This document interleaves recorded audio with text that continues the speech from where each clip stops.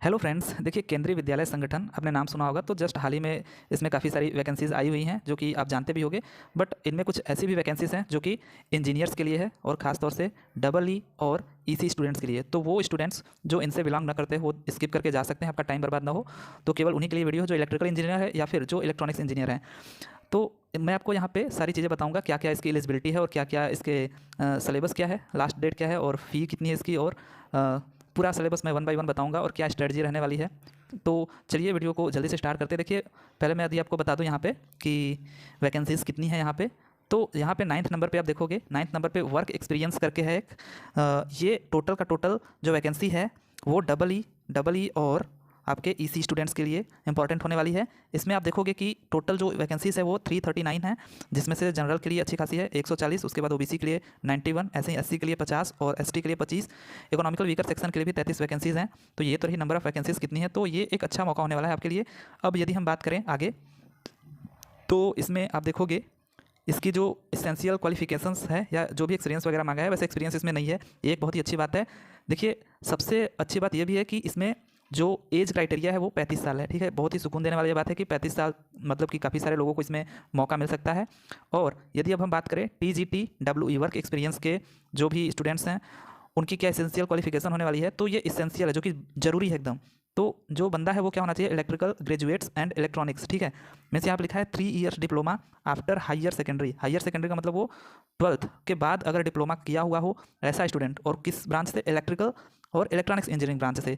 ठीक है, और वहीं ये बोला है कि the minimum qualification for admission in the diploma course should be at least higher secondary. Means ये हायर सेकेंडरी होना चाहिए, ये एकदम मैंडेटरी है। जो 10th के बाद डिप्लोमा किए हैं वो इस फॉर्म को फिलअप नहीं कर सकते हैं। हाँ, यदि उन्होंने डिग्री इन इलेक्ट्रिकल या इलेक्ट्रॉनिक्स इंजीनियरिंग ले रखी है तब वो कर सकते हैं। ठीक है, ये केवल इतना ही बोला है कि जो भी स्टूडेंट्स यहाँ पे अगर डिप्लोमा भी किए हैं, 10th नहीं किए हैं, अगर उन्होंने डिप्लोमा करने के बाद क्या कर लिया है, अगर बीटेक कर लिया हो इलेक्ट्रिकल और इलेक्ट्रॉनिक्स से, उनके पास इसकी डिग्री है, तो वो एलिजिबल है। तब वहाँ पे 10th अगर हो या ना हो इससे कोई मायने नहीं रखता। अब यहाँ पे ये चीज़ें देखिए और में है, तो इस वजह से मैं बोल रहा हूँ कि डिग्री अगर आपके पास है तो भी आप कर सकते हो। उसके बाद लिखा है ग्रेजुएट्स इन इलेक्ट्रिकल और electronics engineering from a recognised university. ये बेसिकली वही बात हुई, बट आई थिंक यहाँ पे बोला गया है ये जो भी बीएससी वगैरह किए हुए हैं उनके लिए, जो इलेक्ट्रिकल और इलेक्ट्रॉनिक्स या फिर जो एमई करते हैं ऐसे स्टूडेंट्स के लिए है। उसके बाद यहाँ पे है वर्किंग नॉलेज ऑफ हिंदी और इंग्लिश, हिंदी एंड इंग्लिश दोनों।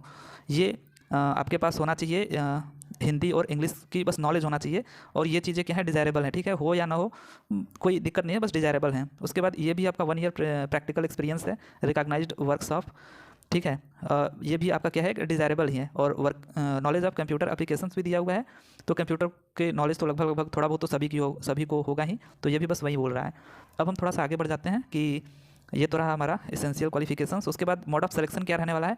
मोड ऑफ सिलेक्शन जो है वो ये है कि आपको देखिए लिखा है candidate will be shortlisted on the basis of their performance in written examination and class demo interview skills. ठीक है, तो यहाँ पे साफ साफ लिखा गया है कि ये एक क्लास डेमो लेगा, उसके बाद इंटरव्यू लेगा। ठीक है, आपके क्लास डेमो का मतलब वैसे तो ये एक टीचिंग पोस्ट है नहीं, तो क्लास डेमो का कोई मतलब नहीं बनता, फिर भी हो सकता है कुछ ऐसा हो। और उसके बाद आपका इंटरव्यू जरूर लिया जाएगा। तो यहाँ पे आपको सीबीटी एक होगा। ठीक है, सीबीटी होगा, उसके बाद इंटरव्यू होगा, उसके बाद आपका मेरिट बनेगा। ठीक है, और मेरिट जितना भी इसका जाए, वैसे पिछले की बात करूँ तो मैं इसका जो मेरिट गया था वो लगभग 73 नंबर के करीब गया था 100 में। तो आप इस हिसाब से अंदाज़ा लगा लीजिएगा। तो उसके बाद ये ओवरऑल का था 73 नंबर इंटरव्यू और रिटर्न करने के बाद। तो ये इंटरव्यू और सीबीटी दो चीज़ें आपकी होंगी, उसके बाद आपका सिलेक्शन होगा। ठीक है, आपके परफॉर्मेंस के बेस्ड आपका सिलेक्शन होने वाला है। उसके बाद यदि हम बात करें आगे, तो यहाँ पे एग्जामिनेशन सेंटर की बात करें तो लगभग सारे एग्जामिनेशन सेंटर है। ठीक है, आपके अगर नियर बाई जितने भी प्लेसेस हैं जो फेमस है, तो वहाँ पे कंफर्म है कि आपको मिल ही जाएगा, तो इस पर ज़्यादा चर्चा नहीं करते हैं। और अगर अब हम बात करें इंपॉर्टेंट डेट्स की, तो देखिए 5 तारीख से शुरू है और यहाँ पे 26 और 12 को यहाँ पे लास्ट डेट है। इसका मतलब कि आपको फॉर्म भरने के लिए कुछ ही दिन है, तो देरी मत करिएगा, जल्दी से जल्दी इसको फॉर्म को फिलअप कर लीजिएगा। अब यदि हम आगे बात करें तो इसकी, हाँ, ये बहुत ही निराश करने वाली चीज़ है कि जो फ़ीस यहाँ पर है आपकी, वो आपकी फ़ीस कितनी रहने वाली है। तो आप देख सकते हो 2300 से स्टार्ट है यहाँ पे। एक सेकेंड बस, हाँ। तो अगर हम फीस की बात करें तो यहाँ पे लिखा गया है बिल्कुल टीजीटी, देखिए यही हमारा था टीजीटी डब्ल्यूई। तो ये 1500 रुपये इसकी फ़ीस है, जो कि काफ़ी ज़्यादा है। यहाँ तो जो बच्चे प्रिपरेशन कर रहे होते हैं 1500 तो उनके एक महीने का घर से ही जाता है खर्च करने के लिए, तो कैसे फॉर्म को भर पाएंगे। बट फिर भी अब क्या करें, फॉर्म भरना ही पड़ेगा, ठीक है। थोड़ा सा एक मोटिवेशन लेकर के आप फॉर्म को भरो। अगर 1500 रुपये लग रहा है तो ज़्यादा मेहनत करना है ताकि आपका सिलेक्शन हो जाए। अब हम थोड़ा सा आगे चलते हैं। अगर हम देखें सिलेबस, जो कि आप काफ़ी देर से वेट कर रहे थे कि सिलेबस क्या इसका रहने वाला है, तो यहाँ पे जो स्कीम ऑफ एग्जामिनेशन है direct recruitment of trained graduate teacher work experience के लिए, वो मैं आपको बता दूं यदि, तो इसमें पार्ट 1 देखिए क्या है, पार्ट 1 है और पार्ट 2 है, उसके बाद पार्ट 3, टोटल 3 पार्ट हैं, जिसमें से पहले पार्ट में हमको 30 मार्क्स के होंगे, जिसमें से 15 मार्क्स कितना होगा, जनरल इंग्लिश का होगा 15 मार्क्स का, और जनरल हिंदी भी होगा 15 मार्क्स का। उसके बाद यदि हम बात करें पार्ट 2 में, तो general awareness, reasoning, proficiency in computers, ठीक है, जो कि 50 मार्क्स का होगा। इसके भी पूरे के पूरे सिलेबस दिए गए हैं नोटिफिकेशन में। वहाँ पे सिलेबस में आप सरकारी रिजल्ट पे देख सकते हो। वैसे मैं आपको कुछ कुछ चीज़ें दिखा देता हूँ। और इसमें आपको general knowledge, current affairs related to subject disciplines, means इसी से जो आप इलेक्ट्रिकल और इलेक्ट्रॉनिक्स है उसी से रिलेटेड बोल तो रहा है, लेकिन करंट अफेयर्स में सभी आ जाते हैं। उसके बाद है रीजनिंग एबिलिटी, उसके बाद कंप्यूटर लिटरेसी। ये 3 चीज़ें आपसे पूछी जाएंगी, जिसमें से कंप्यूटर 10 नंबर का होगा, रीजनिंग 20 नंबर का होगा, और वहीं general knowledge current affairs 20 number का होगा। तो आपका पूरा का पूरा जो नॉन टेक पार्ट होता है वो तो रहने ही वाला है, जो कि होता है एसएससी वगैरह में भी, एसएससी जेईई वगैरह में भी जो रहता है वही होने वाला है। बस यहाँ पे इंग्लिश और हिंदी ऐड हो गया है बल्कि। और हाँ, अब हम बात करें सब्जेक्ट की, तो जो भी आपका इलेक्ट्रिकल इलेक्ट्रॉनिक्स है, वो आपका जो भी डिसिप्लिन है उससे रिलेटेड आपको 100 क्वेश्चन पूछे जाएंगे, ठीक है, 100 क्वेश्चन। और जो टोटल टाइम होगा वो 180 मिनट होगा, ठीक है, 180 मिनट का टाइम होगा और 180 क्वेश्चन होंगे। तो हर क्वेश्चन पे 1 मिनट का टाइम आपके पास रहने वाला है, तो कोई दिक्कत की बात नहीं, इसमें अच्छा खासा टाइम है। जबकि वहीं एसएससी जेईई में आप देखोगे तो कितना कम टाइम होता है, लेकिन यहाँ पे टाइम आपको भरपूर मिलने वाला है, तो इसमें कोई दिक्कत नहीं होने वाला है। अगर हम थोड़ा सा डिटेल में बात कर लें, मैं एक बार झलक दिखा दूँ यदि आपको कि क्या है सिलेबस इसका, तो यहाँ पे सिलेबस देख रहे हैं, यहाँ पे सर्किट फंडामेंटल ऐसे कर करके आपको पूरा एक्सप्लेन कर दिया है क्या क्या मैं पूछूंगा। जैसे आप टॉपिक पढ़ते हो ना, पूरा टॉपिक यहाँ पे दे दिया है। तो यदि आपको तैयारी करनी है इसकी ना, तो हर एक टॉपिक को उठाओ, हर एक टॉपिक को। ये जैसे ओम्स लॉ यहाँ पे दिया हुआ है, ठीक है, formula variation of Ohm's law, graphical representation of Ohm's law, देख रहे हैं एक ही चीज़ को कितना, नॉन लीनियर रजिस्टर दिया हुआ है, ऐसे ही करके यहाँ पे रजिस्टिव सर्किट के बारे में, उसके बाद किरचॉफ लॉ, नेटवर्क थ्योरम जो है, उसके बाद passive circuit elements, energy source, हर एक टॉपिक को ये खोल दिया। उस टॉपिक में भी सब टॉपिक को खोल खोल के बता दिया है कि मैं यही पूछूंगा, ठीक है। तो अगर आपको तैयारी करना है तो हर एक टॉपिक को यहाँ से उठाते जाइए तो आपको हो जाएगा। देखिए आपको दिखने में लगेगा यहाँ पे कितना लंबा है, अभी मैं आपको दिखा दूँ यदि, तो देख रहे हैं यहाँ पे अभी यहाँ तक आए आप, तो टोटल कितने हो गए, 18 टॉपिक हो गए। उसके बाद यदि आप और आगे बढ़ोगे तो 25 हो गए यहाँ तक, ठीक है, यहाँ तक 25 हो गए।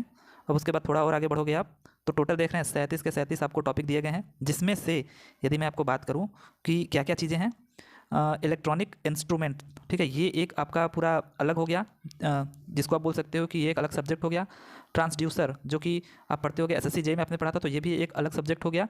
उसके बाद आपके जितने भी हैं यहाँ से देखिए, लॉजिक फैमिली, उसके बाद बुलियन एलजेब्रा, ये सब डिजिटल में आएंगे, तो ये तीसरा सब्जेक्ट हमारा रहा।